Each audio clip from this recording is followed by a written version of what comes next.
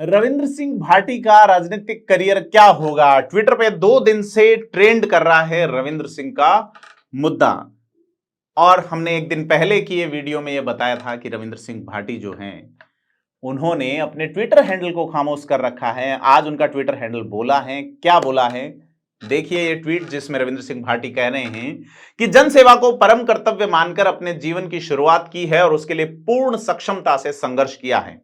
अब आगे की राह स्वयं जनता तय करे, मेरे अपने तय करे, मेरे शुभचिंतक तय करे। जो आपका निर्णय है वही मेरा निर्णय है। लाइनें मिलती जुलती सी हैं। ये लाइनें चंद्रभान सिंह आक्या की भी हैं। ये लाइनें पहले नरपत सिंह राजवी की थी, अभी बाबू सिंह राठौड़ की भी हैं। ये लाइनें जीवाराम चौधरी की भी है, ये लाइनें जालम सिंह रावड़ोत की भी है, ये लाइनें दानाराम चौधरी की भी है, ये लाइनें मदन राठौड़ की भी है, और ये लाइनें उन तमाम लोगों की है जिनके बीजेपी से टिकट कटे। रविंद्र सिंह भाटी अपने इस ट्वीट में एक श्लोक लिख रहे हैं गीता के 2 अध्याय का, जिसमें वो लिखते हैं, सुख दुखे समे कृत्वा लाभा लाभो जया जयो ततो युद्धाय युजस्व नेवम पापम वाप्यस्य। अर्थात अब युद्ध जो कि पाप नहीं होगा। इशारा क्या है? रविंद्र सिंह भाटी क्या चुनाव लड़ना चाहते हैं? लड़ेंगे, बागी होंगे, पार्टी में जाएंगे किसी में, या सीधा ही लड़ेंगे? दिन सिर्फ 2 बचे हैं नामांकन के। रविंद्र सिंह भाटी का यह ट्वीट अब विलोड़न मचा चुका है राजनीति में। इस पे आज चर्चा करेंगे उस इलाके की, शिव विधानसभा क्षेत्र की, और रविंद्र सिंह भाटी के साथ ऐसा क्यों हो रहा है, कैसे हो रहा है, और इसके पीछे के लोग कौन हैं। तमाम बातों पे चर्चा करेंगे। आपसे अपील है कि आपने अभी तक अगर थिंक 360 को सब्सक्राइब नहीं किया है तो सब्सक्राइब करें। नमस्कार, मैं प्रदीप हूं और आज हम बात कर रहे हैं रविंद्र सिंह भाटी पे। रविंद्र सिंह भाटी 2019 में निर्दलीय अध्यक्ष बने थे। जोधपुर का जो जय नारायण व्यास विश्वविद्यालय है वहां से, उसके बाद से वो लगातार लोग एक स्वैग वाले माहौल में रहे हैं। उनका एक अनूठा अंदाज रहता है, अपने आप को डिजिटली सोशल मीडिया पे काफी प्रेजेंट करते हैं। वो मुद्दों में भी वो खड़े रहते हैं, विश्वविद्यालय में अध्यक्ष रहते हुए भी और अध्यक्ष रहने के बाद भी। अपने बाद में जब रविंद्र सिंह भाटी के बाद जब अध्यक्ष बनाए गए अरविंद सिंह भाटी, और उनके पहले कुणाल सिंह भी रहे, तो ये एक टीम थी, और पूरी ही टीम जो कि अलग थी, बागी थी। अब एबीवीपी में हैं कुछ लोग, अरविंद एबीवीपी में हैं, कुणाल सिंह भाटी जैसलमेर से टिकट मांग रहे थे, बीजेपी में हैं। ये तमाम जो है, अब जो देखा जाए कि ये जो टीम है तैयार कैसे हुई। इन सब के गुरु हैं महेंद्र सिंह राठौड़ प्रभु। ये वही प्रभु हैं जिनको अशोक गहलोत के सामने टिकट दिया गया है सरदारपुरा से। महेंद्र सिंह प्रभु डीन हैं कॉमर्स फैकल्टी के जोधपुर की श्री जयनारायण व्यास विश्वविद्यालय में, और लंबे समय से राजनीतिक गुरु रहे हैं तमाम राजनीतिक नेताओं के। इन्होंने, बताया जाता है कि गजेंद्र सिंह शेखावत अध्यक्ष बने, इसके लिए इन्होंने सीनेट के नियम तक बदलने में कोशिश की थी। उस वक्त काफी सफल कोशिश रही थी। अब आपको बता दें कि वही महेंद्र सिंह राठौड़ जो जेडीए के चेयरमैन थे और अभी कांग्रेस बीजेपी के जो बुद्धिजीवी प्रकोष्ठ के प्रदेश अध्यक्ष हैं, काफी इंटेलेक्चुअल बताए जाते हैं। अब उनकी जमीनी पकड़ कैसे है, सरदारपुरा में क्या होगा, इस पर अपन तफसील से बात करेंगे। लेकिन फिलहाल बात कर रहे हैं अपन रविंद्र सिंह भाटी की और शिव विधानसभा सीट की। रविंद्र सिंह भाटी जब बीजेपी में आ गए हैं और अगर अपने गुरु का आशीर्वाद लेके आए हैं, तो अगर लाए हैं तो उन्हें पहले पता रहा होगा कि ये इंतजार वाली पार्टी है। इंतजार इन द सेंस कि गजेंद्र सिंह शेखावत जो कि जोधपुर के सांसद है, लगातार दूसरी बार देश के जल शक्ति मंत्री है, उन्होंने भी टिकट पाने के लिए यहाँ 22 साल तक इंतजार किया। एलिजिबिलिटी उनकी वही थी जो रविंद्र सिंह भाटी की है, यानी कि वो भी छात्र संघ अध्यक्ष कोटे से ही हैं। दूसरी वजह रही कि शिव के जितने भी राजपूत नेता टिकट मांग रहे थे, उन सब की डिमांड ये रही कि रविंद्र सिंह भाटी को नहीं मिले, उसके अलावा आप किसी को दे दें। कैसी अदावत है रविंद्र सिंह भाटी ने? रविंद्र सिंह भाटी ने क्या बिगाड़ा? क्योंकि राजनीति में आजाद परिंदे अक्सर इसी तरह शिकार किए जाते हैं। चूंकि शिव विधानसभा की अगर बात करें, और इसके बाद अपन बात करेंगे कि रविंद्र सिंह भाटी के साथ कहां गेम हुआ, क्यों हुआ। तो शिव विधानसभा को अगर देखा जाए तो वो 4 विधानसभा सीटों से सीमा साझा करती है। इसमें जैसलमेर, बाड़मेर, चौटन है, पोखरण है। यह पाकिस्तान से सटी हुई भी है सीमा। वैसे राजस्थान की कुल 10 विधानसभाओं की सीमाएं जो है वो पाकिस्तान से सटती है, इनमें शिव एक है। सबसे बड़ा जो एरिया है वो जैसलमेर कवर करता है पाकिस्तान से टच। तो इसके बावजूद चूंकि इंटरनेशनल बॉर्डर है, इसके बावजूद यहाँ इंटरनेशनल और नेशनल मुद्दे, यहाँ पॉलिटिक्स के मुद्दे नहीं है, विधानसभा चुनाव के तो बिल्कुल नहीं है। सबसे बड़ा मुद्दा यहाँ है कास्ट, जाति। जाति है कि जाति नहीं। बाड़मेर यहां से 50-60 किलोमीटर दूर है और पचपदरा करीब 150 है, पचपदरा रिफाइनरी वाला। यहां के लोगों में, वैसे कहते हैं बाड़मेर का माहौल बदल गया रिफाइनरी आने के बाद, लेकिन यहां के लोगों में रिफाइनरी के पैसे वाला असर दिखता नहीं है। अभी भी यहां के लोग व्यवहार कुशल और बड़े मृदु स्वभाव वाले लोग हैं और रिश्तों को रिफाइन करने में यकीन नहीं करते। क्योंकि इस जिले की अगर बात करें बाड़मेर की, तो 7 विधानसभा सीटों में से कांग्रेस 6 डिक्लेयर कर चुकी है, गुड़ामलानी को छोड़ के। गुड़ामलानी वो सीट है जहां से टिकट गिव अप कर चुके हैं, हेमाराम चौधरी नहीं लड़ेंगे। और इसमें जो कांग्रेस ने जो टिकटें दी हैं 6 सीटें अभी तक, जिनमें से 2 अल्पसंख्यकों को दी है, जिसमें से एक मुस्लिम शिव से अमीन खान है जिसकी हम बात कर रहे हैं, और दूसरे बाड़मेर से मेवाराम जैन है। एक राजपूत प्रत्याशी को उन्होंने टिकट दिया, मानवेंद्र सिंह जसोल को सिवाना से, और प्रजापत समाज से मदन प्रजापत को दिया है, पचपदरा रिफाइनरी वाला पचपदरा। बायतू से हरीश चौधरी को जाट कोटे से टिकट दिया और पद्माराम मेघवाल को एससी के टिकट पे कांग्रेस ने उतारा है। बीजेपी ने 2 राजपूतों को टिकट दिया है, जिसमें इसी शिव सीट से स्वरूप सिंह खारा जो कि बीजेपी के जिलाध्यक्ष हैं। दूसरी सिवाना से हमीर सिंह भायल को लगातार रिपीट किया है, तीसरी बार। वो पहले से 2 बार से विधायक हैं, 13 और 18। विश्नोई समाज से एक टिकट दिया है के विश्नोई, ये वही सीट है जहां से लादूराम विश्नोई लड़ते थे। और बालाराम मूंड को हरीश चौधरी के सामने बायतू से टिकट दिया है जाट समाज से। आदूराम मेघवाल यहां आरक्षित सीट पे एससी के प्रत्याशी हैं। परंतु शिव की अगर बात करें तो यहां का कास्ट इक्वेशन क्या है? यहां राजपूत और मुस्लिम सर्वाधिक आबादी हैं, 50% से अधिक आबादी राजपूत है या मुस्लिम है। और 50% रिजल्ट भी चुनाव का या तो एक बार मुस्लिम जीतता है, एक बार राजपूत हैं। 28% के आसपास, 25 से 28 के बीच राजपूत बताए जाते हैं और 23 से 26 के बीच में मुस्लिम बताए जाते हैं। क्या हकीकत है? क्योंकि ये आंकड़े बिल्कुल एक एज्यूमिंग होता है, अलग अलग एजेंसीज जैसे इंटेलिजेंस ब्यूरो, सीआईडी-सीबी, पॉलिटिकल पार्टियां, सर्वे कंपनियां इस तरह के आंकड़े जारी करती हैं।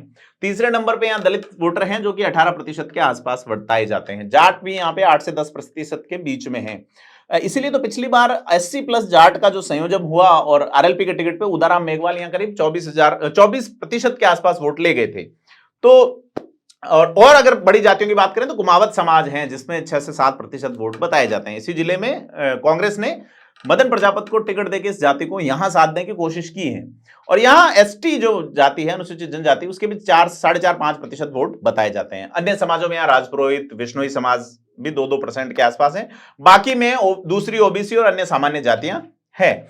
तो यहां इस बार आरएलपी भी अलग मूड में है, प्रत्याशी उतारने का पूरा मानस है। ऐसे में लगता है चुनाव त्रिकोणीय होगा। लेकिन त्रिकोणीय से पहले अगर बात करें प्रत्याशी फतेह खान की कि बागी होंगे या एआईएमआईएम की ओर जाएंगे, क्योंकि एआईएमआईएम यहां अवसर तलाश रही है। यहां गागरिया की सभा में हुआ क्या था आपको याद होगा, अमीन खान का बयान याद होगा और ओवैसी के डायलॉगों की अनुगूंज भी लोगों के जहन में ताजा होगी, क्योंकि पाकिस्तान टच तमाम चीजें आई थी। खैर, ये कास्ट इक्वेशन बनता है। रविंद्र सिंह भाटी का एक बार फिर से जिक्र करते हैं। इससे पहले एक और भाटी बागी हुए हैं, नाम है जालम सिंह रावड़ों। उनका कहना है कि ये उनका अंतिम चुनाव है। वो 2003 में विधायक बने थे, 89 में छात्र संघ अध्यक्ष थे। जी हाँ, खेल यहाँ छात्र संघ अध्यक्षों वाला ही घूम रहा है। कटवा रहा है कौन? छात्र संघ अध्यक्ष। टिकट पा कौन रहा है? छात्र संघ अध्यक्ष। बागी कौन होना है? छात्र संघ अध्यक्ष। विधायक कौन बनेगा? छात्र संघ अध्यक्ष। तो ये जो स्टूडेंट यूनियन पॉलिटिक्स एक धुर रूरल एरिया में, धुर बिल्कुल एक बड़ा, जहां की शहरी वोटर है ही नहीं बिल्कुल, वहां पे जो है जालम सिंह रावड़ों जो कि 2003 में विधायक बने थे, 8 में हारे थे, 13 में बागी हुए थे। मानवेंद्र सिंह को यहां से टिकट मिला था, लेकिन समाज की समझाइश पे बैठे। तो अगर अमीन खान की बात करें जिनको टिकट दिया है कांग्रेस ने, तो वहां 1980 से अमीन खान चुनाव लड़ रहे हैं। और फिलहाल जो नेता है उनमें शायद ही कांग्रेस में कोई ऐसा नेता होगा जो 10वीं बार लगातार उसी सीट से लगातार कंटिन्यू टिकट पा रहा हो। अमीन खान 5 बार जीते हैं। एक बार वो राजपूत प्रत्याशी से हारते हैं और दूसरी बार राजपूत प्रत्याशी को हराते हैं। और ये जो चौथी विधानसभा के समय से ये सीट अस्तित्व में है और यहां मुस्लिम और राजपूत के अलावा आज तक किसी अन्य समाज से विधायक नहीं बना है। इस बार बारी किसकी है ये इस विधानसभा की जनता तय करेगी वैसे, लेकिन यहां अक्सर मुस्लिम और राजपूत आमने सामने राजनीतिक रूप से तो आमने सामने होते हैं, लेकिन इस इलाके की खासियत है कि लोग मन में वैर नहीं पालते। जब आपको याद होगा कि जब अमीन खान ने राष्ट्रपति प्रतिभा पाटिल पर एक टिप्पणी की थी और राजपूत समाज की करणी सेना के विरोध पर मामला गरमाया था और अमीन खान को इस्तीफा देना पड़ा था, तब अमीन खान ने विधानसभा में इस बात को कहा भी था कि भैरव सिंह शेखावत और तत्कालीन थानेदार जीवराज सिंह भाटी के वे कर्जदार हैं। जीवराज सिंह भाटी परमवीर मेजर शैतान सिंह के भाई थे, जिन्होंने अमीन खान को 1 महीने तक पुलिस थाने में उस वक्त शरण दी थी और उस वक्त उनकी जान बचाई थी। युवा अमीन खान उस वक्त इलाके में कांग्रेस के नाम लेवा थे, 50 साल पुरानी बात है, और लोग यहां उनके विरोध में थे। जबकि चौथी और 5वीं विधानसभा से सीट अस्तित्व में है और कांग्रेस ही जीत रहे हैं, परंतु अमीन खान का विरोध क्यों था? अमीन खान उसी तरह लोगों की आंखों में खटकते थे जैसे आज रविंद्र सिंह भाटी कतिपय नेताओं की आंखों में खटक रहे हैं। अमीन खान ने कहा था उस वक्त, अगर उनका असेंबली वाला स्पीच पढ़े, कि उस वक्त जब उन्हें मारा जाना तय हो गया तब जीवराज सिंह भाटी ने उन्हें थाने में शरण दी और जिंदगी बचाई। अब राजनीति में हमले सीधे नहीं होते, चुपचाप भाले सेक लिए जाते हैं। राजनीतिक हत्याएं हो जाती है, सुखबुगाहट खबर तक नहीं पड़ती। इसी मारवाड़ में बीजेपी के शीर्ष पर जलशक्ति मंत्री गजेंद्र सिंह शेखावत से बेहतर तो इस बात को कौन जानता होगा। जब वे राजस्थान प्रदेश बीजेपी के अध्यक्ष बनाए जा रहे थे तो उनकी जाजम कैसे उनके ही पुराने नेताओं ने खींच ली थी। अब वही हाल रविंद्र सिंह का हो गया।